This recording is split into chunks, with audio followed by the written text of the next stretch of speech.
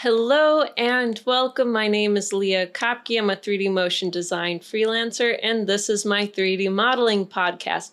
Today we are going to go through all the settings for the Pyro emitter tag and the fuel tag so that you feel confident when creating virtual fires.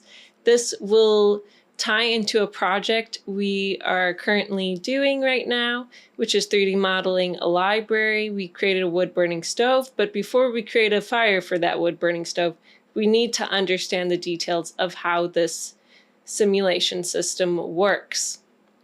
So we'll go through that today, and I will show an example for each setting so that you can visually understand what these do. Let's go ahead and jump into Cinema 4D and get started. Here we are inside of Cinema 4D, just as a quick overview so that you understand the basics of how to get started. If I were to drop a cube into our scene, I can also go ahead and right-click on this cube, go down to our simulation tags, and here you'll see the Pyro emitter. And if I press play, it may take a couple seconds initially, but we'll see some flames simulating. And it'll automatically create this thing called a Pyro output. And we will go through the settings for the Pyro output. Today we are focusing on the settings for the Pyro emitter tag, but the Pyro output is what you can apply materials to for this volumetric simulation. It is also how you can cache your simulation, export it out, and that kind of thing. We'll go into more detail of that later. But for right now, we're going to get into the nitty-gritty of all of the settings within this fun tag here, from density to color, temperature, fuel, what all of these do. And it's really exciting. So they can really refine your simulation to look exactly how you need it to. So the first thing to understand is that you can add a tag here, and then you get a Pyro output. And if you click Command or Control D, if you're on a Mac or PC, depends, you can see that under Simulation, you'll see your Pyro settings in here, including your voxel size. We'll talk a little bit about what voxels are and what all of these settings are here in the future as well. So this is going to be a few episodes, but this is for people who really want to understand this inside and out to fully grasp this concept and get creative with it. So I won't be telling you what exactly to do. I'll be teaching you the tools you need to know in order to be creative and make your own unique simulation. So that is the Pyro tag. I'm going to create another cube and just move it off to the side because there's one other tag that I just like to discuss quickly. I'm going to right-click on this, go down to our simulation tags, and here you'll see the Pyro fuel. You see that it has a little bit of a different icon, and it has the word fuel in it, but the settings in here are identical to the settings in here. The only difference is that the settings were adjusted in the fuel tag to be a little bit more like an explosion. So if I start this at the beginning,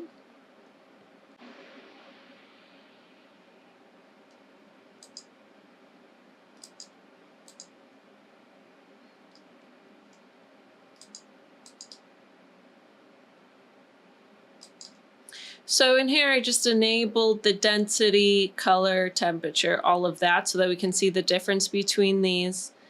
They weren't enabled initially, so that's why it wasn't appearing at first. So make sure that you have the density, color, temperature, and fuel turned on. Now I'll start this at the beginning. And you'll see there's a pretty big difference between these two.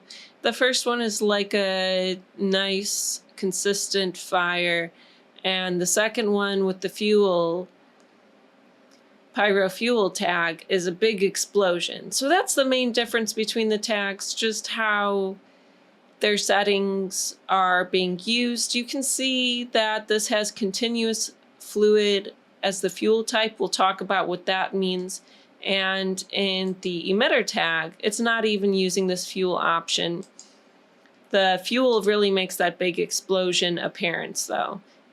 But first we're going to get started with these from the start. So enable turns on and off that emitter tag. So if I turn this off, it'll no longer be making fire from that cube. So that's the first setting to be aware of. The next thing to be aware of is what you can actually use for these. I'm going to go ahead and open up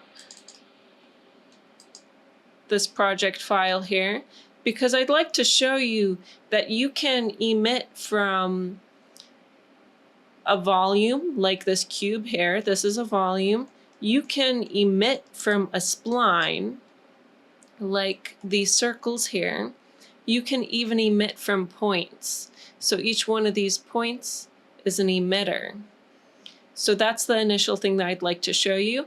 And you'll notice that I have a few different versions of scale in here so that you can see that the fire does look different depending on scale. You can especially see it with these volume objects here, these cubes.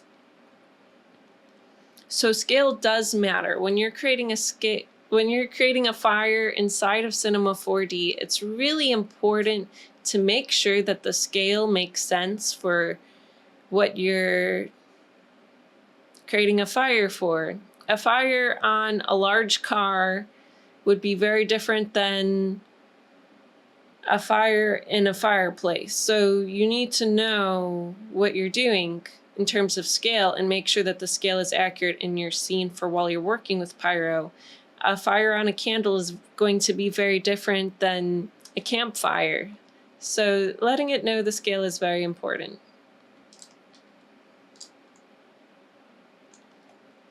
So let's go ahead and take a look at these. The next setting that we need to go over is emission type.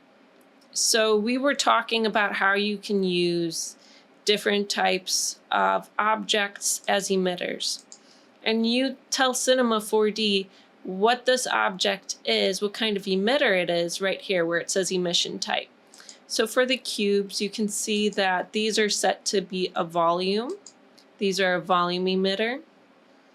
You can also have a surface emitter. And that would work really well for if you have an object that isn't closed or for a spline. So if you have something like this plane and you want this plane to have a pyro emitter on it, you'd want to make sure that this is set to surface, and then it will use the surface in order to simulate that fire.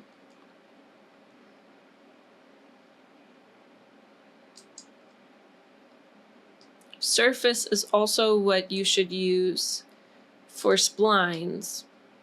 So these splines use surface. If you want to use points, like what we have over here, so these over here, they are set to the emission type of points, and you can see that in here. Sparse surface and sparse volume were older models for simulating fire, and they create simulations using fewer voxels. So let's talk a little bit about what voxels are. Voxels are cubes, and all of these fires are made up of little tiny cubes in order to make this volume here that you see. So all of those simulations are made up of little tiny cubes, and that's making up the form of the fire, of the density, which is the smoke, and such around here. And we talked a little bit about how if you use Control D or Command D, you can control the size of your voxels within the Simulation tab under Pyro where it says voxel size. That's what this is here. This controls the size of your voxels. The The smaller the size, the more data it takes up, the more likely your computer might crash. So you got to be careful of that. But the more detailed that fire will be. So it's a little bit of a push and pull. You want to have the most detail you can, but detail that's necessary. So it's a little bit of a balancing act between your hardware and detail. While going into greater depth of the surface emission type, I'd like to show you this option called thickness. So what the thickness is it controls the area around a surface, like these planes, or around points that are being used to emit the fire from. So the greater the thickness, the more area that there will be fire that can be emitted from, and the larger the fire, basically. So I have this here set up as an example. You can see that this plane has a thickness of 10 inches, this one here. The other one has a thickness of 4 inches. This rectangle has a thickness of 10 inches. This other rectangle has a thickness of 4 inches. So when I go ahead and press play, you'll be able to see the difference between the fire size. So that controls this for both points, when we're in point mode, talking about these rectangles up here, just using their points. And it also controls this for when we are using the surface mode for the emission type. So both of these have that thickness option, both the points and the surface. The next option to cover within the emission types is dynamic geometry. So I have an example here in this scene. You'll see that I have this plane that I had applied a wind deformer to, so it's moving in the wind. And I have a Pyro emitter on it, and I have the emission type set to dynamic geometry.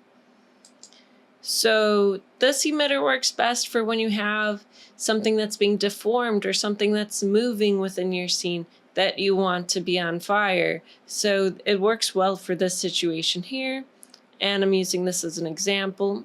Something else that I'd like to point out to you is that you can use a vertex map in order to control the emission. So you'll see that there's this option down here called emission map.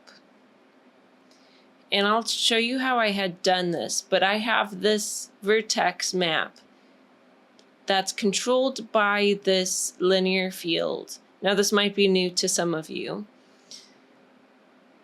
And I dragged and dropped this vertex map into here as the emission map, and that's why you only see part of this on fire, is because this linear field is saying from this point here the value is 0 for emission, and then up to here the value becomes 100%. So that's why you can see this gradient in fire where it goes from 0 to bigger fire over here, or more fire over there. Bigger fire doesn't sound right. You go from no fire to larger fire over here because of that linear field, and that's controlling that. Now I'm going to redo this just so they can see how I did it. So I'm going to right click on this plane. Under other tags, you'll see this option called vertex map. We're going to click on that. Now in here, there's a few options. You can use the paint tool, which came up automatically for me, and you can paint on here which parts of the mesh will emit fire versus which ones will not, so you can see where I painted is emitting fire.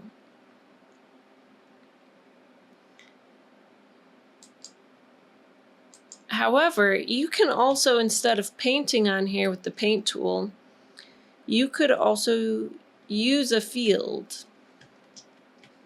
in order to control this vertex map. So in here, if you choose Use Transfer, I'm going to delete the freeze, and I'm going to drop in a linear field. Now you can see this gradient, and this gradient is controlled by the direction of our linear field. And you can find different types of fields within here. So I just dropped a linear field in here, and then I rotated it using the R hotkey. I mean, you can scale this, do whatever you want with it, and then you drop it in there just like how I had shown. So we have a linear field in here, and that can control the fire gradient. And that's the basics of it. A vertex map is basically using the vertices in order to control what's being affected by the fire. And in case if you have trouble finding that paint tool again, if you use Shift-C, you can pull up the commander and you can just look for a paint tool. And then you can paint on a surface in order to control the emission. And once you have a map that you like, all you need to do is make sure that you drag and drop this in here. And this uses the name in order to find the vertex map. So you can have more than one vertex map. But let's say I change the name of this vertex map. You need to make sure that whatever you change it to, that in the tag it matches, because if I change the name of it, all of a sudden it's no longer sensing that vertex map, because that vertex map is named vertex map fire. So these need to match. And once I make that adjustment and change the name, you can now see that it's using the vertex map and it looks correct. You can also just drag and drop it in there and it'll recognize it. So that's a quick crash course in how to use the vertex maps for your emission map in here. So now you know all these options here: surface, volume, points, dynamic geometry, sparse surface, and sparse volume. So there you have it. Something fun and new to 2025 is that you can set particles on fire. So if you're interested in exploring particles, we aren't going really in depth into that here, but just for those who are interested in this topic, so that you know, if you add an emitter to a particle group, you can set particles on fire and it will look kind of like fireballs to me anyways, raining down from the sky. For those of you new to particles, if you go within the simulate menu, you can find your emitters in here. I just put a basic emitter in here and scaled it up so it looks something like that. And you see these green dots coming out of there, those are your particles. And when you add in this emitter, you get a particle group, and then you can go ahead and find your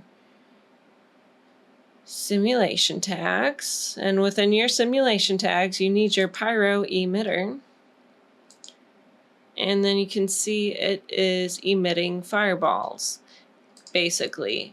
And if you go into your emitter, you can change how many are being emitted at a time. Like, let's change this to 5 per second. So it's 5 per second. And with that, you can see we get 5 fireballs per second coming out of this emitter. And you can really play around with the settings here and go really far in depth with using this and particles. That's the basics of it though, and how it works. You just need to make sure that you add it to the particle group. And there you go.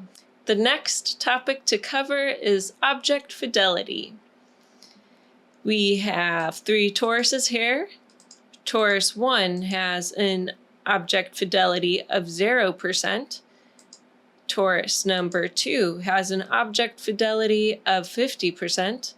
And torus number 3 has an object fidelity of 100%.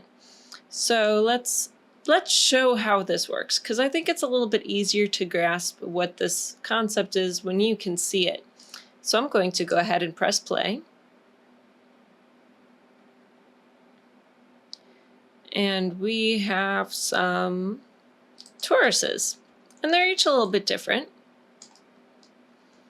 This one has the object fidelity at 100%, and you can see that it has some more voxels than this one.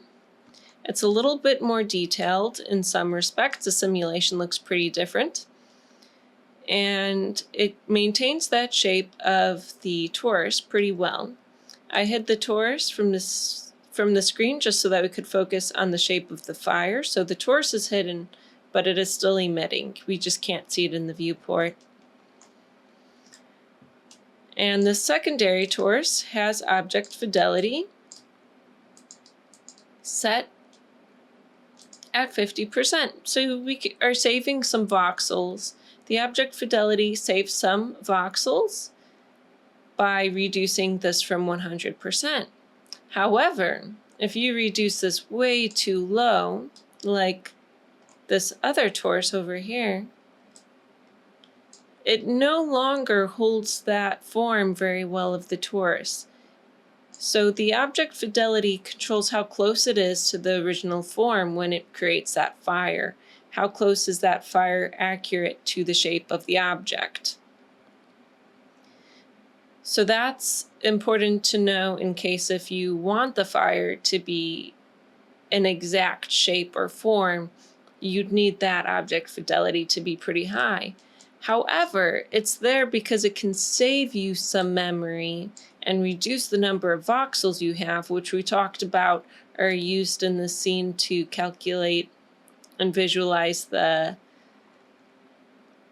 smoke or density as well as the fire. So it's what makes it so that it's visible. And you can almost see the little cubes making up these simulations. It uses these small cubes to do those simulations, and you can adjust their size as we talked about. The smaller they are, the more memory they take up, the more of those voxels you have, the more memory it is. And it can slow down your computer. It can take longer to calculate. So it's good to be aware of some tricks to reduce the number of voxels you have, but still maintain a similar look. So both of these are identical other than the object fidelity. And you can see that this one that's been lowered to 50% is pretty close to the same look as this one. And it's saving the computer memory by doing that.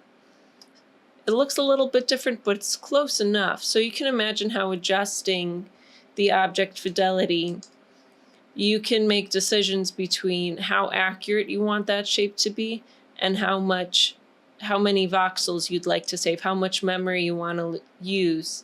It's a little bit of a balancing act. Our next topic up are substeps. So here we are inside of Cinema 4D. I have added a few pyramids into this scene. And they're all moving pretty fast, and they have different settings when it comes to substep mode. So let's go ahead and start this at the beginning.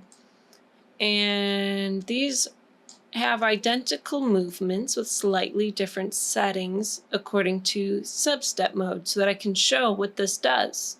I'll press play.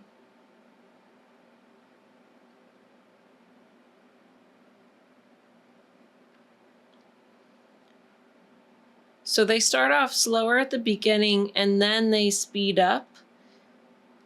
This isn't accurate to the real speed in which things would move if you were to render this out, because the computer's running calculations and that's slowing it down. But just keep in mind that these pyramids are slower at this point and then they're faster at this end, and that's what's being used for these simulations. Now I'm going to hit pause. So if we look at these over here, the substeps have to do with animation, how these Pyro simulations are calculated given the speed of the object and the number of frames. So there's a few options here. Substep mode, we have discrete and continuous. If you have it set on continuous, that's this center pyramid here. You can see, like its name, it looks pretty continuous. In this case, the computer will do the calculations itself to try to make this look as smooth as possible, given the frames and the speed. It'll calculate how many substeps, steps between the frames, also need to be calculated for the Pyro to look smooth. Now you'll notice that this one, discrete per frame, this one is calculating it 1 per frame. So here at the beginning, where the object is moving slower, there's more frames close together here for it to look smoother. But as it speeds up, the motion of that pyramid becomes more spaced out because it's going faster and it has fewer frames. So it's here 1 frame, it's here 1 frame, and you can see how the spacing changes with those frames. So there's this option, substeps, and this one is per frame, but you can also increase that number of substeps, and I did for this one. So this one has 3 substeps per frame. So you can see that this one has 1, 2, 3 here because it's calculating 3 substeps within that frame. So for every frame, there's 3 more frames being calculated for this one. I think that the continuous is probably the best option most of the time if you don't want to have these spaced out little puffs of smoke, because Cinema 4D is pretty good at calculating how many substeps are needed for this to look smooth at any given point, and it'll adjust it automatically depending on the speed and the simulation. So I think continuous is the way to go most of the time, but it's good to know your options and it's good to know how discrete works. The next setting that I'd like to go over is called Keep Domain Static. So you'll see it right here. It has a box here you can check on or off. Basically what this does is it prevents the fire from spreading from one area or one voxel to the next, unless if it reaches a certain temperature threshold, which is controlled within your project settings. So you get to there with Command or Control D, and under temperature you can find your temperature active threshold under the temperature dropdown. And this will control at what point that fire can spread. Our next topic is Emission Falloff. You'll see that here within the settings. I have 2 cubes here. Cube number 1 has an emission falloff of 0. This cube here on the left, that has an emission falloff of 5.5. So I'm going to go ahead and start this at the beginning and press play so that we can talk a little bit about what this is and what it does.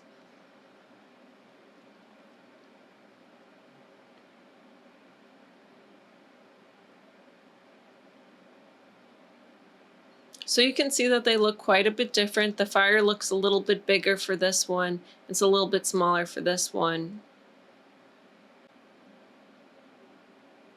So the emission falloff can be used for volume objects as well as surface emitters. We've talked a little bit about emitter types, so you know what that means. And the emission falloff is basically the emission doesn't stay 100% to the edge, it falls off towards that edge of the thickness of the surface or the volume that you're using as an emitter. So that's why the fire looks bigger on this one with no emission fall off, and the fire looks a little bit more subdued on the other one. So you can use this to control the look of your fire and make it look correct for the given situation.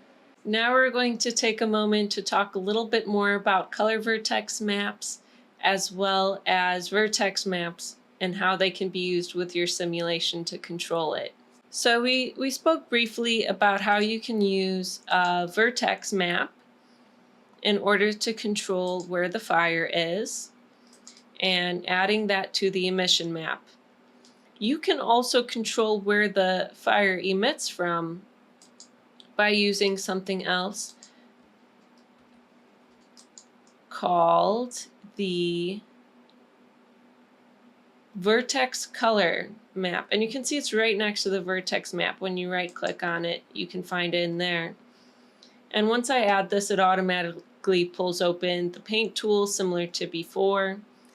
But here you can choose RGB alpha, you can choose alpha, or just RGB in order to control the painting here. You can adjust the alpha here and adjust the color as well.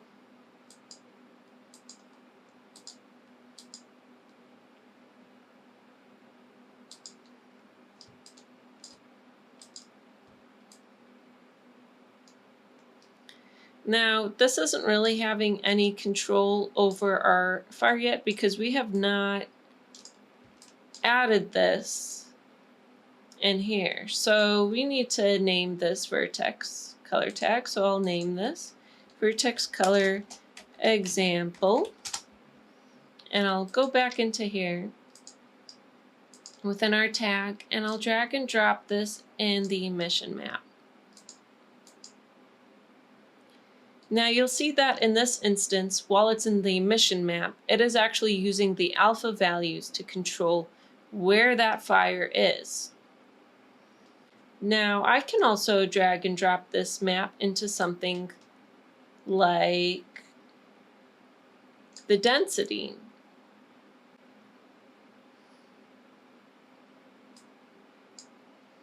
I'm going to remove it from there. We could also add it to the color map here to control the color. I'll drop this in here.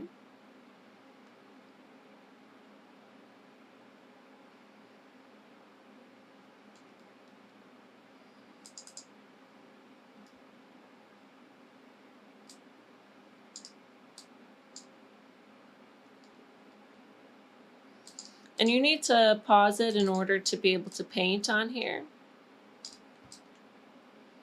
Control will erase while the other one adds.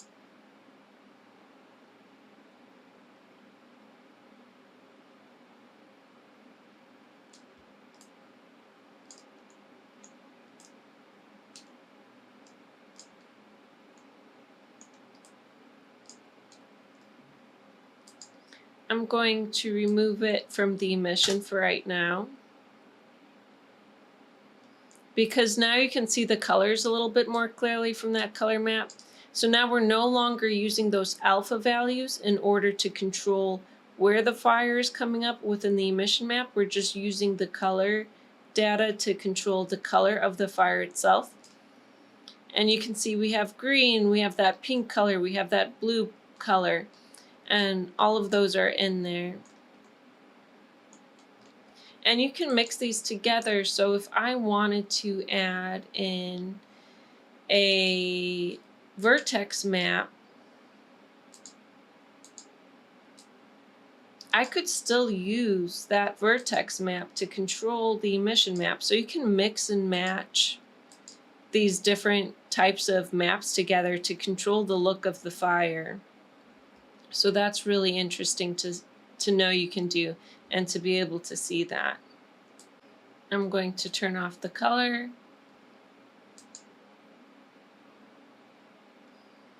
and I will add it to the density map.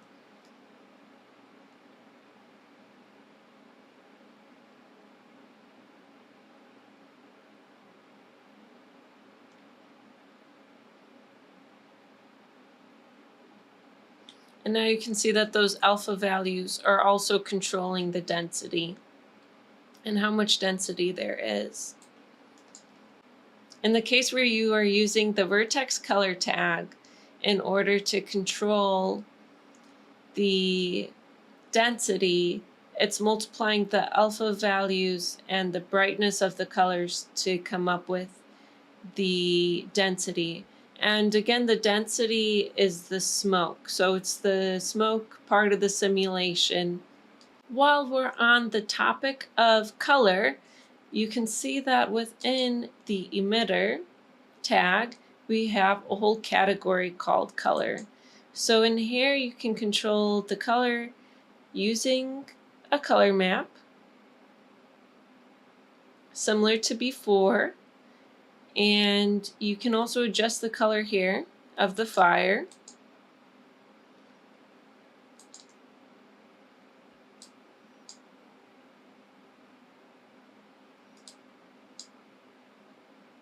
So it's rather fun to play with. And you can also adjust the weight. The weight will control the opacity of the fire. So when you reduce it, it's a little bit more transparent when you render it out, versus when you have it at 100%, it'll be more opaque. If you have multiple colors emitting in your scene and you don't want them to mix, you can make sure that override is checked on and it'll prevent any mixing from happening. Let's say you have a blue fire and a yellow fire and you want them to mix to create green, then you can go ahead and uncheck this. But if you don't want those fires mixing and the density mixing to make new colors, then you want the override on. We've spoken briefly about density and how it simulates smoke. Now we're going to talk more in depth about the settings for density inside of Cinema 4D. So here I have a few cubes set up. This first one has no density applied to it. This one has the default density applied to it, as you can see in the settings. No density, the density is turned off. This turns on and off your density. It's turned off for this first one here.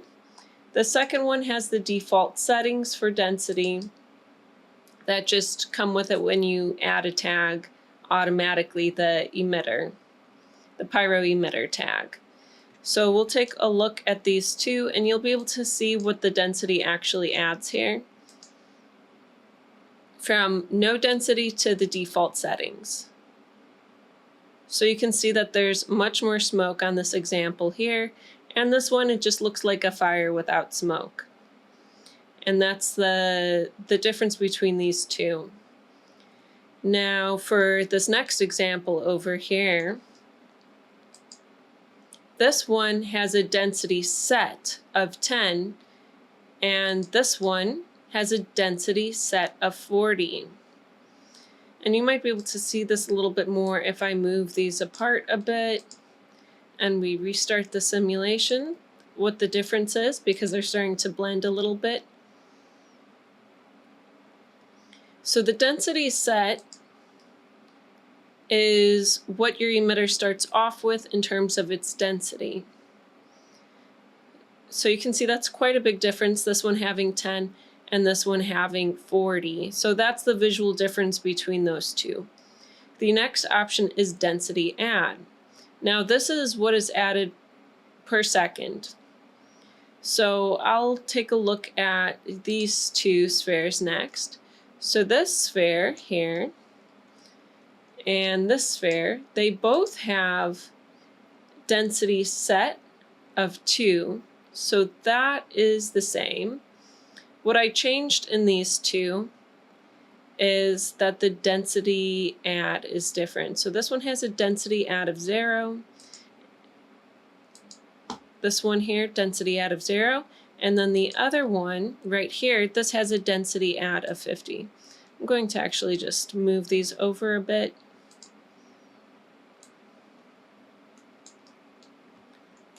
So we can see them a bit better. You can see how quick these simulations also update, which is amazing to have on your screen, to be able to preview it that well. So it's a very subtle difference between these two. It's not as noticeable as the set density, but you can see that there is more smoke over here when we increase the density add, and this one has a density of 0 for the add option. So that's what this controls. What you start off with in terms of density is the density set, and density add, what's added per second. Now, when we look at this here, you can see that you can drop in a density map. We spoke a little bit about that. So you can use a vertex map or you can use a vertex map or a vertex color tag in order to control these as well. And you can drop that into your density map. We spoke a little bit about maps earlier. And that can help you control where the density is emitting from on the object itself. Our next topic is temperature. So let's go ahead and talk about what that affects. So temperature is basically simulating a hot gas that is coming up from your emitter. Heat usually rises, so it's what helps make the density swirl and have some movement to it, and helps give your flame that movement that you see. It also can be used to help ignite fuel, so you need enough heat, enough temperature to ignite fuel. I have a few examples on my screen, so I'm going to go ahead and start this at the beginning and press play, and we'll talk a little bit about these simulations. So this one here on the right, this one has no temperature, and you can see it almost looks like a cloud would. The other ones have that rising heat, and that's really what the temperature is doing. It's bringing that movement, that rising heat into the animation. And you can even see visually, these look much hotter than this one over here that kind of looks like a cloud just floating on. So that's one of the biggest differences that I want to point out, is this controls the movement in large part. This sphere over here that's emitting, it has the default temperature that comes with the Pyro emitter tag, so that's what it looks like. I had risen the temperature on this one. This one has 8,000 as the temperature set, while the default is 4,000. So this has double, and you can see how much taller that the density has moved, how much more the density has moved. And that's because of those hot gases really pushing the density up, because it has that much more heat, and heat rises. We also have temperature add, and that's the amount of temperature added in addition to what's emitted by the emitter within a second. So that's what the temperature add is. You can also control the temperature with a temperature map. And for this example, you'll see that there's this option down here called noise, and I turned this off. We'll talk a little bit about what the noise is in a moment, but just so that you could see this a little bit more clearly,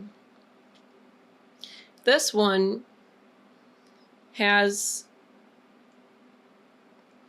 no temperature map used, and you can see what that looks like. However, this one uses a vertex map to control the temperature. So this was dragged and dropped into here, the vertex map. And you can see that this has some darker spots, some lighter spots. The fire doesn't look quite as even. So you can use that to control the variation of the fire a little bit, and it won't emit the same amount of heat everywhere along the surface, the same temperature. So you can see that effect there.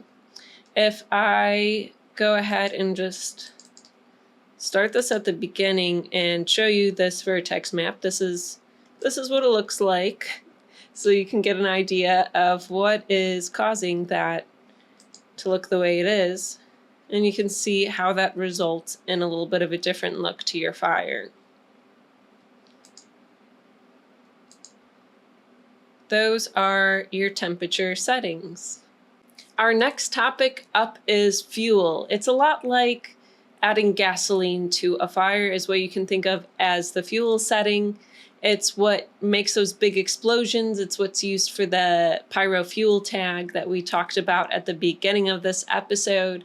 But there's a lot of settings involved with the fuel that I want to cover so that you have complete control over your simulation. So let's go ahead and take a look at that. Here I have 4 spheres with different settings for the fuel. The default Pyro emitter has the fuel turned off, and I've enabled for these other 3 spheres different fuel types, and we're going to discuss each fuel type. So let's go ahead and start this at the beginning.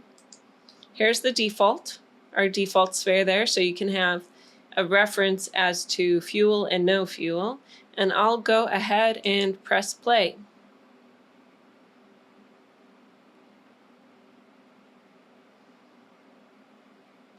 So you can see how these are looking. Pretty big explosion at the beginning. You'll see a couple of these start dying down. This one's dying down a little bit, and it's starting to look a little bit closer to this one as it settles down. This one's pretty steady, and we'll talk a little bit about this one. This one is just a huge fire over here. This one's a giant explosion. So let's talk about these a little bit and what the difference is in relation to the default, which I put here as a visual base for you to reference. So we have fuel continuous as a fuel type for this one, and this was the giant one, and that's because, like its name, continuous, it's continually having fuel be used throughout the entire animation. So continuous fuel throughout the animation. This is the continuous fuel type. Giant explosion, it keeps going, it doesn't really stop. So that's one option. The next one, this one here, you'll see that it has a big explosion, then it kind of settles down. So this one is fuel enabled, but we used frame range for the fuel type. And this has the emission start on 2 and it ends on 3. So that's why it's a big fire, and then it kind of settles down over a period of time and starts looking more like the default because it's not continually having that fuel like this other one we looked at. This is not continuous. It's a big explosion and then it settles down to a fire. But you can choose when it starts and when it stops. So if you need an explosion to go off at a specific time for a certain amount of time and then just settle down into a steady fire, this is a good option for you. Now this one is a little bit smaller, but it's consistent. So this one I adjusted the settings for. And this one over to the right is fuel enabled, but this time we used contingent. So let's take a look at this. This one is a little bit harder to wrap your head around. You can think of these settings here, the burning rate, as the amount of fuel burned per second. And there's a little bit of a gotcha here because you can adjust this to any number you want. But something really important to keep in mind is that Cinema 4D won't recognize values that are above what you have in your project settings. So again, we enter our project settings with Control D or Command D. So here we are, and we're in Simulation, Pyro. I'll scroll down. I need to find this setting in here. There's quite a few. Under fuel combustion, you'll see fuel burning rate. the rate you set in here in the tag, it won't be recognized if you go above this fuel burning rate. So if you want that burning rate to be higher than the default, you need to raise up this number in here so that you're burning more fuel per second. Because this setting is dependent on that one. So even though I have this set to 57.9 right now, it's going to go at 10 because that's what's in the project settings. And you could also use a simulation scene and adjust those settings in there. And we're going to talk a little bit about what simulation scenes are later. For right now, let's just cover the tag itself. So if the burning rate is how much is burned per second, what is the amount it's burning? Well, you are burning your initial contingent, which is the amount you have stored up. So we have 40 as the amount of fuel we are burning. So that's like what we're saving, but only 10 of that, since our burn rate is 10, and that's what it is in the project settings, it's burning 10 fuel per second. So this will burn 10 fuel per second for 4 seconds because there's 40 as the initial contingent. So that one's a little bit more complicated to wrap your head around. I want to talk about it though so that you get a hang of it. And again, like other things, you can use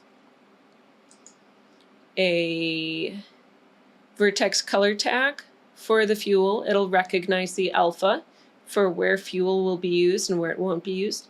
And you can use a Vertex map, which you can use to control where the fuel will be used and where it won't be used with a map. So that is what is controlling that, and that'll give you some good control over your explosions when you set things on fire virtually. Please don't do it in real life, that's dangerous. One more thing I'd like to mention is that the fuel add is fuel added per second, and the fuel set is the fuel initially set for the animation. So very similar to the density add, density set, and so on. You're hopefully getting familiar with the vocabulary within the settings, so that'll help out a little bit. And our next topic is velocity. So I have some examples here in terms of velocity. This one here on the left has the default settings for when you add a Pyro emitter tag so that you have a reference. This one in the middle, if we go into the Pyro tag, you'll see that the velocity is enabled and I have change direction on. This keeps the same forces in the scene acting on it. It's almost like it just changes the direction of the simulation and angles it that way. So I changed the direction to 1 here. And this is X, Y, and Z direction. So you can put in different decimals in here. You just need a value from 0 to 1 in order to change the direction, and I'll use that to average the direction of it. You can use the local coordinate system, the axis of the object that's being used as the emitter, or you can use the global coordinate system, which would be your origin. Wherever your origin is, that'll use that axis in order to figure out what direction it's going in. You have your strength here, so you have your direction multiplied by the strength, and that's what you'll see in your viewport. If I reduce this, you'll see that it starts moving more vertically once the strength reduces. Our next option here is add to velocity. So this is a velocity that will just continually push on the gases from the fire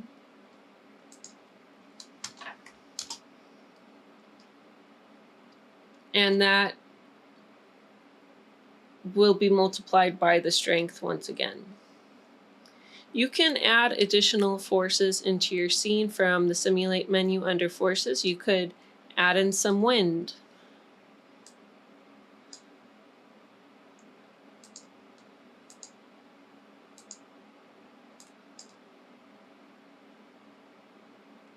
And you can see that it starts blowing the fire. You can add in some turbulence too. Now it's a windy day. And all of these will impact your simulation. So those are fun to mess with. I'll go ahead and talk a little bit more about the settings for this one. We also have the option of change direction. So the change direction, when you choose this one, it'll react to the forces and everything in the environment the same way, just the direction of the simulation overall will be changed. And then the last one, set to movement, this one is most accurate when you don't have an object being animated. So you can see the smoke around it, it isn't behaving as accurately when I move this sphere around in comparison to the wind and the movement of the sphere itself.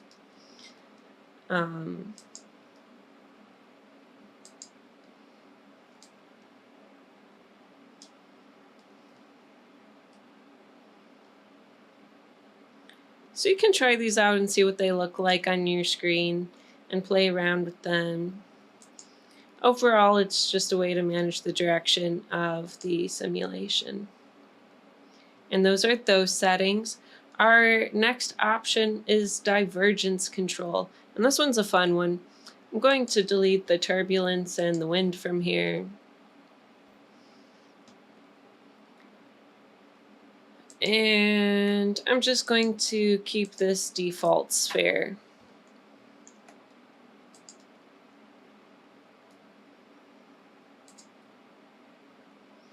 And I'll make a copy of it so that we have a couple examples. So this one's the default one. This one I'm going to change. And this one I'm going to change. So now we have two more spheres. This one, I'm going to go into the Divergence Control, and I'm going to increase this to, you know what, I'll increase this to 100. So actually, I'm affecting this one here. So you can see when I increase the Divergence Control, that's controlling how large this fire is. So if you want to easily adjust the size of your fire, the Divergence Control is a good way to do that. You can see that it controls how the flames and the density diverge from its original starting point, thus the name. So you can see these are spreading out quite a bit more than the default. And just like how you can make a fire larger, you can also make a fire smaller with this if you use negative values. So now you can see that the fire over here is much, much smaller.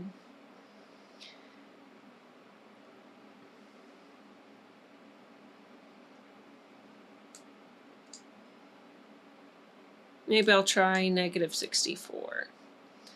So that helps control the size of the fire, I find. It affects how much it spreads out visually. And then we have some options under noise. Now, the noise settings will probably look very familiar to you because they are very similar to the noise settings in another location. So if I go ahead and create a standard material, redshift standard material, I go ahead and add in a max on noise and add this to the color. You'll notice that the noise settings in here will look very similar to the noise settings in the emitter. I'm going to pause this for a second from simulating. You have many different noise types in here, and you can see a preview of what each one looks like. The cell Veroni, I don't know if I'm pronouncing that right, and Luca. You can try out different noises. In a way, it's a little bit easier to preview them in here than in here. So if you want to see what something looks like, this is one way that I find it helpful to preview. But you can see you have the same options for type in here. So if you like this wavy turbulence look, you can adjust this here. And this noise is almost like adding a vertex map to everything from the density to the emission. It is controlling all these settings up here where the fire is being emitted, where the density is being emitted, and temperature and such, all in one place. And you can adjust the seed here to randomize it. You can enable the noise here and turn it off. The octaves control the amount of detail, and you can kind of preview this a little bit more in the material where you can see it here. So I'm going to increase this. And you can see how it adjusts it if I decrease it versus when I increase it. So it's the amount of detail in that noise texture. You have the animation speed, so you can actually animate your noise. So it would animate the emission and the temperature and such on the actual object you're emitting from, where it's showing up and where it's not. You can adjust the relative scale, so you can scale the texture more in one direction than the other, or you can universally scale the whole thing in the X, Y, and Z coordinates all at once, uniformly using this scale. You can adjust the animation speed. You can also loop the noise, similar to how you can up here. See, you have speed. You can also choose loop settings here once you activate the speed. Let's see, what else is in here? Uniform per quantity. That means that the same seed will be applied to your emission, your temperature, and your density. If you turn this off, it'll be a little bit different seed for your emission, temperature, and density. Movement would be if this texture were moving in a specific direction, you have your X, Y, and Z coordinates. You could move it in the X direction 24 inches, and you can adjust the speed in which that is moving. I'm going to set these back to the default. You have the low clip and the high clip, brightness and contrast. So I feel like it's easier to visualize this in here. So let's find our low clip and high clip. I'm going to make this a little bit bigger. And then I'll show this on an actual fire. So when we are adjusting the low clip, we're going to get more dark values. It's clipping off the lowest values as we increase this to become black. And these black and white values would be, in this case, controlling where the fire is and where it isn't. Similar to a vertex map, how we had painted values on those vertices, and those were controlling where the fire is and where the fire isn't. For the emission, it would be doing that for the emission, the density, and so on, similar to how the vertex map worked.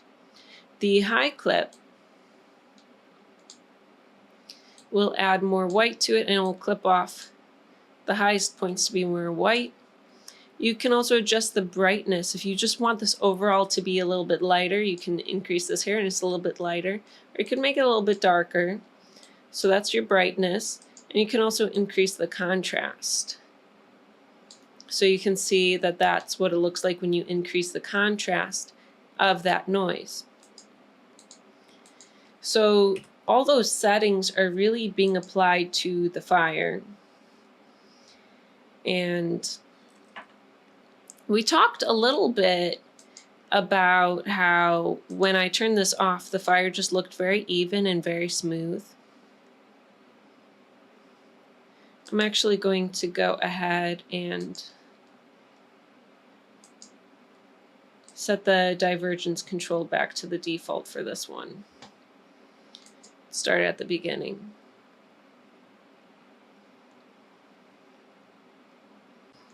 So you can see how even this is. I turned off the divergence control on this one. It gets a little bit confusing when you have multiple spheres in here and they're all emitting fire, which one's doing what. So I just made a copy of it. This is our copy. I'm going to turn on the noise. You can see that the noise is creating some places that are emitting more density or less density, more emission or less emission, and it's all based on this noise type. You can animate it, you can loop it, so now you can see that noise is moving. So you can get a little bit of a flickering look from that. You can loop it over 30 seconds if you want it to look like it's repeating and you need a loop and animation that could be useful. You can adjust the movement. So all these settings we were talking about. If we increase the low clip, you can see that those dark values just completely reduce the emission quite a bit. We just have like some little puffs of smoke there. At the same time, when you decrease the high clip, you just get a full intensity fire at some point because this is all one value, that light value. So you can adjust the look of the fire by adjusting these values. You can adjust the brightness, and this will also make the fire a little bit brighter. If you increase the contrast, you'll have a little bit more contrast between those values, and they'll be a little bit more pronounced, those changes between the dark values and the light values of that noise. And now you are an expert in the Pyro emitter tag and also the Pyro fuel tag. So I really hope you enjoyed this. I'm going to be covering a little bit more of the Pyro, like the Pyro output and some more of the simulation settings. And we'll apply this to the wood burning stove for our library we've been 3D modeling. If you would like to 3D model a library and you just popped in to learn about Pyro, but you also want to learn how to 3D model a library, you can check out those episodes and many other episodes on 3D modeling tools and different kinds of things like that. So thank you so much for joining me to 3D model with me. If you'd like to support my channel, please hit like and subscribe, hit the bell to be notified when the next episodes come out.